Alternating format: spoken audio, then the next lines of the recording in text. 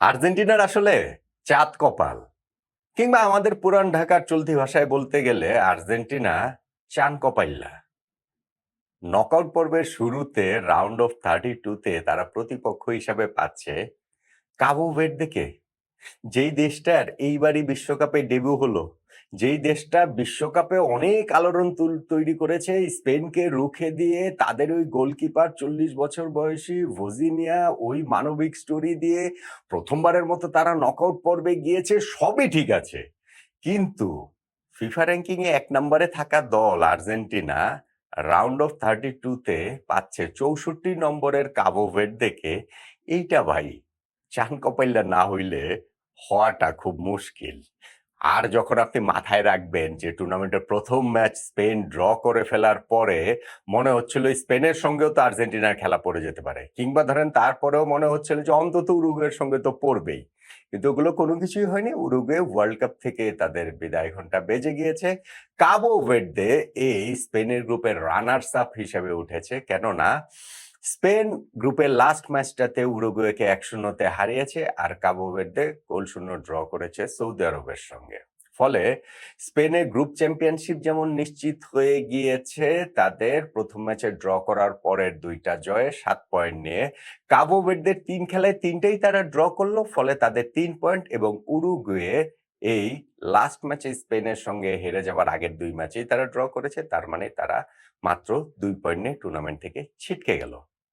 কিন্তু উরুগুয়ে যদি জাস্ট শুধু স্পেনের সঙ্গে ড্র করতে পারতো, তাহলেও কিন্তু তারা নকআউট পর্বে যেত, তাহলেও আর্জেন্টিনা প্রতিপক্ষ হিসেবে উরুগুয়েকে পেত। মানে আর্জেন্টিনা কাবো ভের্দেকে প্রতিপক্ষ হিসেবে পেয়েছে, তাতে আমার কোনো আপত্তি নাই। কিন্তু আমি বলছি যে আর্জেন্টিনার লাকটা কত ভালো, সেই জিনিসটাই আসলে জাস্ট শুধু হচ্ছে গিয়ে এক্সপ্লেন করছি। তবে উরুগুয়ে এই তাদের যে measurable world cup campaign, coach Marcelo বিয়ালসার এইটাই লাস্ট উরুগুয়ের দায়িত্বে থাকে, এবং তিনি ম্যাচ শেষে যেমন বলেছেন যে উরুগুয়ে ফুটবলকে তিনি কিছুই দিতে পারেননি। সত্যিই তাই। এই যতই তার কোচ হিসাবে খ্যাতি থাকুক, এল লোকো, এই পাগলা কোচ, কিন্তু এই উরুগুয়ের যে ওয়ার্ল্ড কাপ ক্যাম্পেইন ওভারঅল সবকিছু মিলিয়ে আসলে জঘন্য একটা ক্যাম্পেইনই তাদের কাটলো। 2 বারের বিশ্ব চ্যাম্পিয়নরা 2010-এ যারা 3 না ওই সেমিফাইনাল পর্যন্ত উঠেছিল, সেই জেনারেশনের কিছুটা রেশ এখনো রয়ে গেছে, এবং সেই জায়গাটাতেও থেকেও সবকিছু মিলিয়ে উরুগুয়ে এই টুর্নামেন্টের ফার্স্ট রাউন্ড থেকেই বিদায় হয়ে গেল। Spain on the other hand, তাদের যে পারফরমেন্স খুব ভালো হয়েছে এই ম্যাচটাতে তা বলা যাবে না। কাবো ভের্দের সঙ্গে প্রথম ম্যাচের ওই ড্র করার ব্যাপারটা তো রয়েছে। সেকেন্ড ম্যাচে সৌদি আরবের বিপক্ষে তারা বিস্ফোরক বিধ্বংসী শ্রেষ্ঠত্বে ফেরার একটা ইঙ্গিত তারা দিয়েছিল। পরে ছিল প্রতিপক্ষ তো সৌদি আরব। উরুগুয়ের সঙ্গে তাদের রিয়েল টেস্ট হবে, এবং এই টেস্টটাতে তারা ম্যাচের রেজাল্ট হিসাব করলে তারা জিতেছে। বায়ার্নের একমাত্র গোলটাতে প্রথমার্ধের শেষ দিকে 42তম মিনিটে। কিন্তু ওভারঅল স্পেনের পারফরমেন্স এখনো ঠিক ফেভারিট সুলভ না। যেইটা আপনি হয়তো ফ্রান্সের ক্ষেত্রে বলতে পারবেন, যেইটা আপনি আর্জেন্টিনার ক্ষেত্রে বলতে পারবেন, কিন্তু স্পেনের এই ম্যাচের পারফরমেন্সটাও কোচ দে লা ফুয়েন্তের তার কপালে চিন্তার ভাঁজ বাড়ানোরই ইনফ্যাক্ট কথা।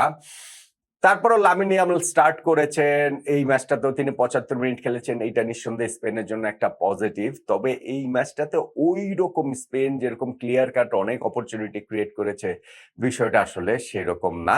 স্পেনের হয়তোবা এই ম্যাচে যেহেতু প্রয়োজনটাও এরকম ছিল না, সেই কারণেও তাদের আসলে 6th গিয়ারে তারা আসলে ওঠেনি। কিন্তু আমি আবারও বলছি যে যে ফ্রান্সেরও তো আসলে নরওয়ের বিপক্ষে এরকম হয়তোবা প্রয়োজন ছিল না, কিন্তু সেইখানটাতে তো ফ্রান্সের স্পেশালি ফার্স্ট হাফ ডিসপ্লেটা আমরা দেখেছি। স্পেনের ক্ষেত্রে সেইটা আমরা এই ম্যাচটাতে দেখতে পাইনি। উরুগুয়ের মিজারেবল ক্যাম্পেইন আমি বলছিলাম, সেইটা কিরকম? ধরেন যে গোলটা তারা খেলেছে সেইটা গোলকিপার ফার্নান্ডো মুসলেরার ভুলে। এই ওয়ার্ল্ড কাপে উরুগুয়ে যে 4টা গোল খেয়েছে, 4টাই মোটামুটি মুসলেরার ভুলে। আর এইটাতে তো বায়ার্নের শটটা সরাসরি তার দিকেই যাচ্ছিল, সেটাকে তিনি মোটামুটি ঠেলেই জালে পাঠিয়ে দিলেন। রিটায়ারমেন্ট থেকে তাকে নিয়ে আসা বিএলসা 2010 বিশ্বকাপের ওয়ান অফ দ্য হিরো, এই গোলকিপারের এই ওয়ার্ল্ড কাপ খেলাটা, তার মানে হচ্ছে কি তাকে ওইখানে ফার্স্ট 11-এ রাখা, খেলানো, রিটায়ারমেন্ট থেকে আনা, কোনোটাই আসলে ওয়ার্কআউট করে নাই। আবার ধরেন লুইস সুয়ারেজ, যিনি রিটায়ারমেন্ট থেকে আসতে চেয়েছিলেন, তাকে যে আনেন নাই কোচ বিয়ালসা, সেইটাও এখানটা তো ওয়ার্কআউট করলো না। ধরেন এই ম্যাচের আগে কোচের সঙ্গে উরুগুয়ের খেলোয়াড়দের দ্বন্দ্বের খবর মিডিয়াতে চলে এসেছে, আমরা সেটা প্রতিফলন মাঠের ফুটবলটাতেও তো দেখতে পেয়েছি। মুসলেরারে ধরেন ফার্স্ট হাফ থেকে সেকেন্ড হাফে আর কোচ নামাননি, চেঞ্জ করেছেন, কিন্তু সর্বনাশ হয়ে গেছে। ধরেন ফেডে ভালভার্ডে, যার সঙ্গে গ্যাঞ্জাম হয়েছিল যে কয়েকজন ফুটবলারের সঙ্গে, তার মধ্যে একজন রিয়াল মাদ্রিদের ফুটবলার, তাকে 57 মিনিটের সময় কোচ বদল করে ফেলেছেন। এইখানে ম্যানুয়েল উগার্তে ইনজুরির কারণে ছিটকে গিয়েছেন। এইখানে ধরেন হচ্ছে গিয়ে শেষ দিকে গিয়ে অগস্টু তিনিও হচ্ছে গিয়ে ওইখানটাতে আরো একটা লাল কার্ড খেয়ে তিনি শেষ করলেন। ফলে উরুগুয়ের জন্য আসলে এই ম্যাচটা, এই ক্যাম্পেইনটা, এই ওয়ার্ল্ড কাপটাই একটা ভুলে যাবার মতো, যেইটা on the other hand Cape ভার্দের জন্য স্মরণীয়। প্রথমবারের মতো তারা বিশ্বকাপে খেলতে এসেছে। জনসংখ্যা কত? ৫,৬০,০০০, ৭০,০০০, ধরেন এই মিরপুরের জনসংখ্যার সমানই। সেই দলটা, সেই দেশটা বিশ্বকাপের পরের রাউন্ডে চলে গেল, শুধু না নকআউট পর্বে। সেইখানে তারা মুখোমুখি হচ্ছে ৩ বারের বিশ্ব চ্যাম্পিয়ন, ডিফেন্ডিং বিশ্ব চ্যাম্পিয়ন লিওনেল মেসির আর্জেন্টিনার। এইটা তাদের ফুটবল রূপকথায় চিরন্তন একটা অংশ হিসেবেই থাকবে। যদিও আর্জেন্টিনাকে এইখানে অবশ্যই লাকি বলতেই হবে। উরুগুয়েকে আনলাকি বলার কোনো উপায় নাই। কেননা কোচের সঙ্গে গ্যাঞ্জাম, প্লেয়ারদের ওই বিরোধ, এই সবকিছু মিলে মাঠের ফুটবলের প্রতিফলনে তারা ওয়ার্ল্ড কাপের ফার্স্ট রাউন্ড থেকে ছিটকে গেছে। আর স্পেন, তারা জিতলেও ওয়ার্ল্ড কাপ ক্রেডেনশিয়ালস ফেভারিট হিসাবে তারা নিজেদেরকে প্রতিষ্ঠা করতে গ্রুপ পর্বের ৩ টা ম্যাচে অন্ততপক্ষে টপ ফেভারিটদের মধ্যে রাখার মতো ওই পারফরম্যান্সটা স্পেনের কাছ থেকে আমরা এখনো দেখতে পাইনি। তবে আর্জেন্টিনা এবং তাদের প্রতিপক্ষ যে কাবু ভার্দে, এইটা তো আসলে ওই ম্যাচটা নিয়ে মূলত একটু আলোচনাটা করলাম। ওইটা নিয়ে আসলে আলাদা একটা আলোচনা অন্য একটা ভিডিওতে করব।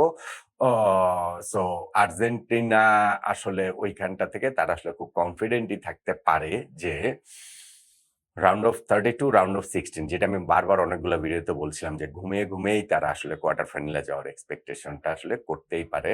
কাবু ভের্দেকে প্রতিপক্ষ হিসাবে পাওয়ার পর সংশয়ের কথা মুখে বললেও মনে মনে নিশ্চয়ই খুশি আর্জেন্টিনা এবং তাদের সমর্থকরা, নয় কি?